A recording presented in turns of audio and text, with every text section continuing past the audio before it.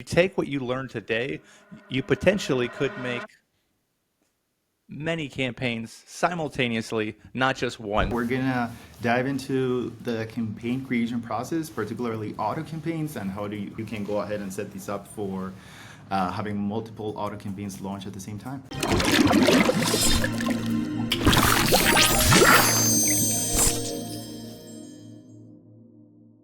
Awesome. We are back. This is episode 3, where we're going to go dig deeper into Amazon bulk files. And today, Gabe put together a presentation, how to use bulk files to make auto campaigns. So welcome to the show, Gabe. Please give us some info. Amazing. Thanks so much for having me, Eric. And yeah, we're gonna dive into the campaign creation process, particularly auto campaigns, and how you can go ahead and set these up for having multiple auto campaigns launch at the same time. Awesome. And I know that doing this through the console is relatively easy, but this is an idea and showing you in a simple form how you can kind of expand on this idea, because we're going to be doing it with a bulk file. So that adds a layer of complexity. But if you take what you learned today, you potentially could make many campaigns simultaneously, not just one. So take what you learned from here and expand on that with your strategy. Beautiful. Let's get started. So first things first, I'm going to go ahead and share screen on what you guys through the bulk file. On previous episodes, we have gone through what downloading the bulk file looks like, and how and what parameters you should set for downloading your bulk file. So on this episode, we're going straight into the bulk file, and we will be applying a few filters just to show you what getting the bulk file template looks like. So let's go ahead and get started. Yeah, I'm going to go under column L, and you will see we have all of our campaign names here because there are a few campaigns that have been created in the past. I'll go ahead and just add a filter here, and add a filter contains auto, just because this account has a few auto campaigns created. This is the way I'm getting to surface what the template for an auto campaign looks like. So you can see from row number 2, I'm zooming a little bit for you here. You'll see from row number 2 that we got entity, which is the campaign. The campaign is an auto campaign, right? For this item, it is setting up, the settings are or fall under the up and down dynamic bidding. And then we have the bid adjustments. Bid adjustments available as of right now include top of search, rest of search, product pages, and business placement, which is right here. And then we also have the ad group, and this is just one ad group. We usually follow the philosophy of one ad group per campaign. So this is just one ad group. And under that ad group, there is an advertised SKU right here. And there are 4 different auto targeting groups. And this, has over the years generated a conversation around whether you should run all 4 simultaneously under the same ad group, or if you should have them split by campaign. Let's just get started with where they showcase to begin with. So close match will show under keyword search results. Loose match will also show under keyword search results. And then complements and substitutes are more likely to show under product detail pages. So with that being said, the search terms you're going to collect for under both close match and loose match will be keywords, and the search terms you're likely to collect under complements and substitutes are products. Awesome. So what we're doing from here is I'm going to take the template, and in order for us to launch new campaigns, what we will need to do is create a new file, and we will paste that information on the new file. So what we will be able to do from here is we will be able to give our campaigns a name, right? I usually go for something like, let's say we want to advertise, I don't know, a spatula. And then I want to give that spatula a strong naming convention so that it's readable and it's easy to interpret. So this would be a sponsored product. Sponsored products, it's by the way, the only ad type that will allow you to create and manage auto campaigns. Other ad types such as sponsored display and sponsored brands don't have this auto targeting capability for showing under keywords and product targets. And then what I'll do is I'll name this as auto. That's what I would usually do. And then I'll I'll add the ASIN. So the ASIN will be something like this. And at the very end, I'll do something to identify my campaigns. Some people will do it by the date when it was launched. So if it was January 26th, I would add January 26th. Or I could also launch. I could also add my name. So I sometimes like to add Gabe towards then, just to be able to identify what are the campaigns that I've launched versus what are the campaigns that another ad strategy has launched, just to see how my campaigns are doing and separate. Now we discuss how there would be the chance for us to have different campaigns enabled by targeting groups. So if that would be the case, I'd rather have this labeled as auto / close match, let's say, instead of just an auto catch-all campaign, if that makes sense. Yeah, one thing I'd like to just add, and this is very important. A lot of people don't take their naming convention very seriously, but when looking through your data and making decisions by having proper naming conventions allows you to filter, it allows you to view your analytics, it allows you to make big and intelligent decisions at a glance instead of having to do a deep dive due to lazy naming conventions. So I can't emphasize having proper naming convention enough. No, that's spot on. And I think, the easier you make it for yourself to read your campaigns and understand from the very top, what is it about, it's the easier to then interpret the results and adjust budgets, because you will be adjusting budgets at the campaign level. Um, and you will want to see what's within that campaign without necessarily opening the campaign. So if you set up a naming convention process that will allow you to understand what the campaign is about, it is going to make it just easier for you to navigate and work towards scalability. So what we're doing next is we're going to begin replacing values here in order for us to be able to create auto campaigns from scratch. So what we're doing here under operation is we will be, instead of selecting update, which is what we did on the previous episode, where we did a few bit adjustments across places that needed optimization. Instead of selecting update, we're going to be selecting create, because this will be new campaigns created from scratch. So we're going to add create under the operation column. Column A and B will stay the same. Campaign ID will change to the actual campaign name, and ad group ID will change to the campaign name as well. We'll get back to that in just a second.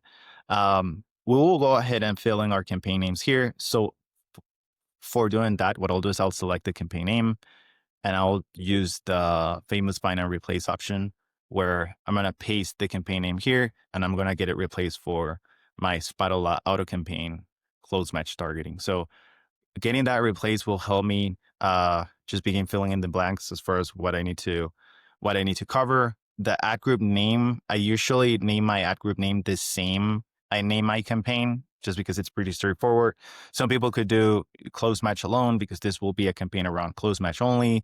But I usually go I usually do it in a way that I just have a bit more information as far as what the ad group name and the campaign name are. Under start date, I'll go ahead and select today's date. So if today's the 28th, I'll go ahead and do that. Otherwise, the campaign won't get launched on this date. So if you would set let's say you set a start date for further in the future, the campaign won't be launched until that particular date. So if you would if today is October 28th, if you will want to launch a campaign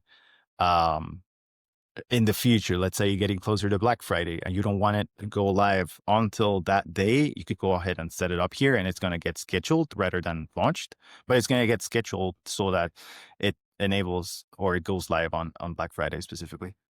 Perfect. So going over other columns, as you see here, nothing will really change here. Under column U, we can all go ahead and update our daily budget. For this one, I'll go for $25 per day. The SKU, I'll leave it as is, because I'm not gonna replace it for a different product right now. I want to expand the structure that we currently have for this particular item.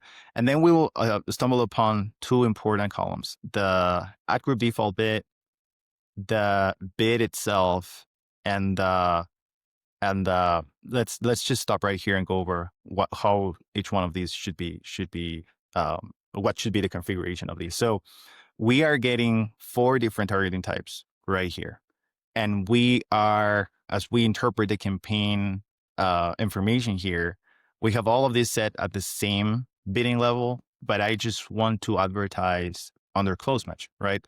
So in order for that to happen, I'll need to pause the auto targeting groups. So in order for us to do that, we'll need to go back and see which one is the one that we should remain on, which is going to be this one, column 10 or row 10 in this case. And we'll go ahead and pause the reds. In order for us to do that, we need to make sure that we are under state, we are selecting this or we're just turning these off by selecting paused. We can type in pause or we can select pause, whatever it can work the best for your under your Excel file. So in this example, based upon the enabled pause, essentially you are making one auto campaign match type. Is that correct? By pausing three of them and enabling one? That's correct. Yeah. So the campaign will be launched with just one auto targeting group available. That would be close match. And it's going to be enabled at a 50-cent bit, although I could go ahead and edit this myself and make it like, I don't know, 75 cents if I wanted to. But it's only going to get launched with one auto targeting group enabled as it is reflected under column R. I need to be careful that I don't touch the ad group level, which is still enabled, because if I launch without the product ad enabled or the ad group enabled, I'm gonna be launching a campaign with a product paused or with the ad group paused. So I need to be careful that I don't toggle those off versus toggling off the other targeting groups that are available within the targeting groups. And last but not least, we need to do something. We need to do something about these campaign IDs that you're looking at here. These are the identifiers of the previous campaign we were going under, and we need to get them replaced. So what we will do is we will go ahead and select the campaign name. That'll be our campaign ID, and then our ad group ID. That'll be our ad group ID here, because Amazon is going to provide them basically a name. Ad ID is going to be this, and then product targeting is going to be the auto targeting groups available. So those are right here, and this way we should be able to go ahead and upload our auto campaign into the ad console. So in this situation, it looks like we're isolating a particular auto campaign match type. How fast would you think it would take to do the other three now that you have the configured for one? Yeah. So the magic begins once, now that we have this, let's say, and we wanted to launch a few more, like really the only thing we need to do is just use the find and replace values for our naming convention. So, let's say it's going to take another couple minutes to replace these to close match, and then replace these to complements, and then replace these to substitutes. And of course, make sure that, if I'm running a substitutes campaign rather than a close match campaign, that I enable close match versus that I enable substitutes instead of enabling having close match enabled. And then I can have these as a template for launching multiple auto campaigns split by auto targeting group for any amount of ASINs that I want to launch for. So that's where it begins getting more and more useful as you progress working your way out through this. So if you fast forward and you are becoming a veteran in bulk files, I imagine that you have a series of templates and you probably even have a best practices or a getting started one that already kind of has a lot of the stuff populated so that you can just kind of add your naming convention and ASINs and things of that nature. Does that sound about right? Exactly. Awesome. Awesome. Cool. Awesome. So what we created today here is the single campaign with single match type. And what other little gems would you like to part with before we end off on this particular app? Yeah. So probably one of the things that are extremely important now that we have been able to separate close match and loose match from substitutes and complements is, as we know this will be collecting keywords, we should be keeping in mind that we could be adding a placement booster to these, as far as like we could be pushing either top of search, rest of search, for more visibility on their close match. And for complements or substitutes, we could be adding a modifier for product pages because that's the place where it's going to populate or generate the most amount of impressions. So that's probably one of the things I would keep in mind when launching these. Nice, nice. One thing just to recap from an earlier episode, just in case if you haven't watched the previous ones, doing it on a new sheet makes it so that the upload time is dramatically shorter, and makes it a lot easier. So if you didn't catch him doing that, that was a little gem or trick that he did in a previous episode, as well as next thing you upload it and you're pretty much good to go. I think that was pretty straightforward, Gabe. I think that was pretty awesome. I appreciate you showing that to everybody, and thank you very much for your time. I'm glad it was helpful, Eric. And until next time. Until next time. Thank you for watching. I am a team lead at Bullseye Sellers. I've been in the Amazon and TikTok space for over 10 years, and I've worked with over 100 brands, helping them generate over 100 million in sales. On this channel, I'm going to share real strategies and growth hacks to help you scale your Amazon brand and TikTok shop. If you would like help, please book a free strategy call with our team. A calendar link will be in the description. As well as, please don't forget to like and subscribe. Thank you for watching.